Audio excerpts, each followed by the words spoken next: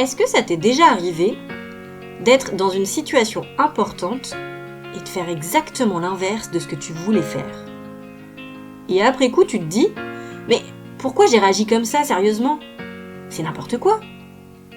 Par exemple, tu devais parler en public et t'as bafouillé.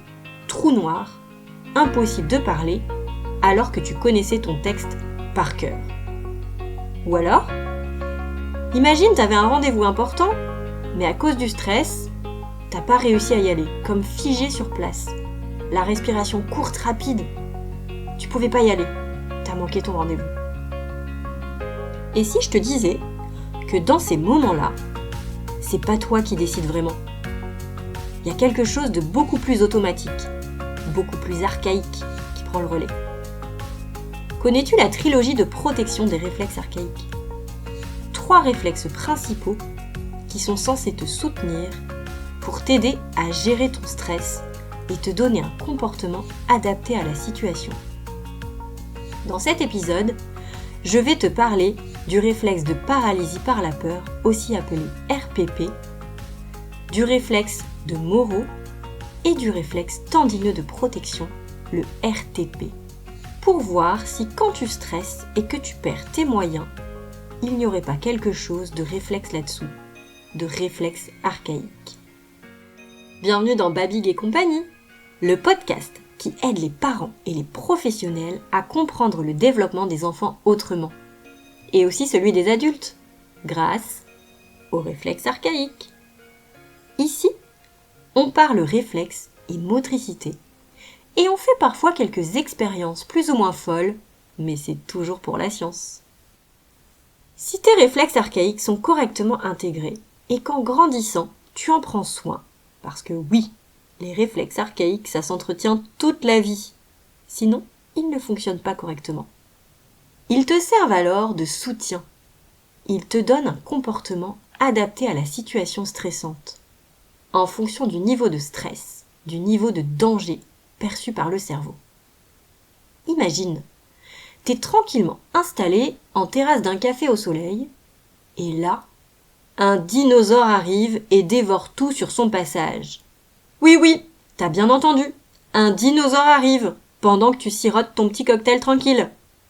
Toi, comment tu dois réagir ? Partir en courant ? Bah oui, évidemment. Et là, tu peux dire merci à tes réflexes qui te font partir en courant. Merci à ta trilogie de protection d'avoir géré la situation stressante de façon adaptée pour te permettre de survivre. Mais si tes réflexes sont défaillants et ne jouent pas leur rôle comme ils devraient, le dinosaure, il arrive. Toi, tu dois partir en courant avec ton RTP, réflexe tendineux de protection. C'est vital, tu dois partir pour te sauver. Le RTP, c'est le réflexe qui te met en action. C'est celui qui te fait bouger, réagir, fuir. Il ajuste la tension dans tes tendons pour te donner la bonne vitesse et la bonne posture. Mais toi, à ce moment-là, quand le dinosaure arrive, tu restes là, comme figé sur place, gelé de tes mouvements, envahi de stress. C'est ton RPP, réflexe de paralysie par la peur, qui, comme son nom l'indique, te paralyse. Et tu te fais dévorer, tout cru. On lui dit pas merci à ton RPP à ce moment-là. Ce RPP, il est important dans la trilogie de protection, mais il doit s'activer pour te protéger lorsque c'est nécessaire. Et seulement quand se figer, c'est la meilleure option. Pas quand tu dois partir en courant. Pas quand un dinosaure arrive pour te bouffer tout cru. Il y a d'autres situations dans la vie où en cas de danger, de stress intense, on doit s'arrêter de bouger. On doit observer la situation. On doit analyser. On doit se rendre invisible et attendre que le danger passe. Là, c'est ton RPP qui t'aide à faire ça. Ce réflexe, il émergerait très tôt pendant la grossesse, dès les premières semaines de vie, in utero. Il serait là pour dire « Attention au danger, il faut se figer sur place et attendre que ça passe ». Puis il laisserait place au réflexe de Moro, vers 12 semaines in utero pour s'intégrer aux alentours de 5 mois de vie. Et grâce à Moro, tu pourras inconsciemment te dire plus tard, attention au danger, il faut soit fuir la situation, soit se cacher avant de combattre au bon moment. Avec Moro, je m'ouvre et je me ferme. Je suis bien là et on me voit, je m'impose. Ou alors, je me fais tout petit et je me cache. Avec ce dinosaure, ton Moro aurait pu prendre le dessus et se dire « Je pars me cacher ?» Ou alors, je combats ce dinosaure et je lui montre que je suis le plus fort. Est-ce que la deuxième option aurait été adaptée ? Pas sûr. Et toi, avec ce dinosaure qui arrive droit sur toi pour te dévorer, tu ferais quoi ? Tu fuis ? Tu te figes ? Tu le combats ? Quelle option tu prends ? Je te propose alors maintenant une petite expérience. Je te propose de prendre un temps pour réfléchir à ce qui te fait peur.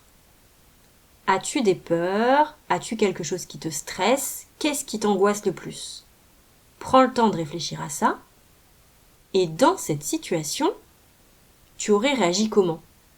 Dans ta situation stressante, dans ta situation de peur à toi. Quelle attitude tu adoptes en général ? Option 1.